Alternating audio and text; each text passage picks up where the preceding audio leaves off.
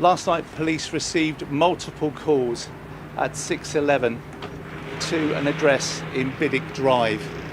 The number of calls were considerable and were assessed, and it was later revealed that shots were being fired. That, as I say, came in from multiple calls from the public. Officers arrived at the scene within 6 minutes, including both unarmed and armed officers.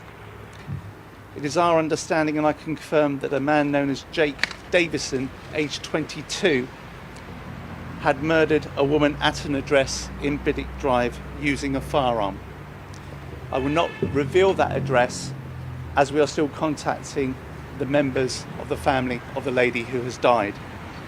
We will reveal that address later in more detail for you. Mr. Davison then left that address, entered Biddick Drive, where he immediately shot and killed a very young girl.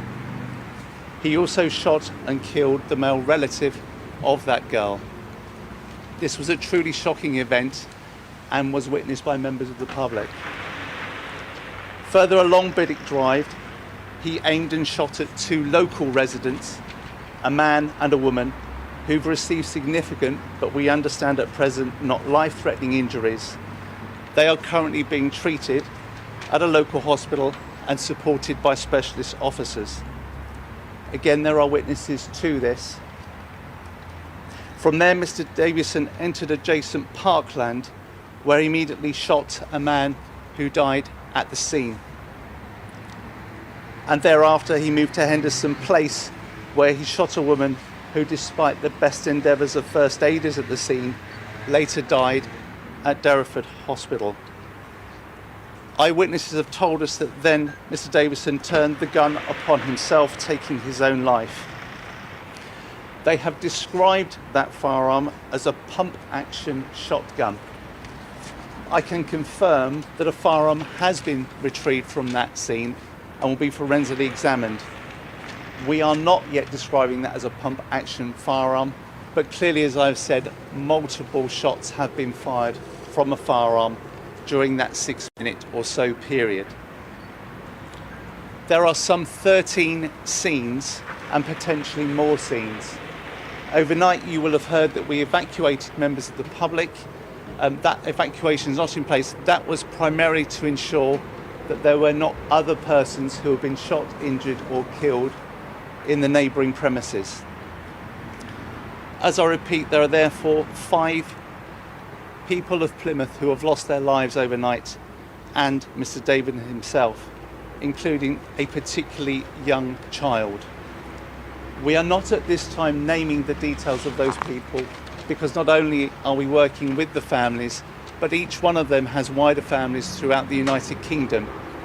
Many of those people have work colleagues as well within Plymouth, and we will want to ensure that those businesses, as far as possible, are supported. The community of Plymouth is strong, and throughout this morning we've had many meetings with community partners, and all of them have commented on the strength of the community, but the response of the blue light agencies overnight, particularly colleagues from the ambulance service and air ambulance and colleagues at Derriford Hospital, as well as the responding officers and the councillors of Plymouth City Council. The Police and Crime Commissioner and the Home Secretary were updated overnight, and the Police and Crime Commissioner is here in Plymouth again this morning. I would ask people not to contact policing within Devon and Cornwall unless it is truly now an emergency, as we are very busy, as I'm sure you will understand. In respect of this investigation, there is a Casualty Bureau number of 01752 487 880. I'll repeat that, which is 01752 487 880.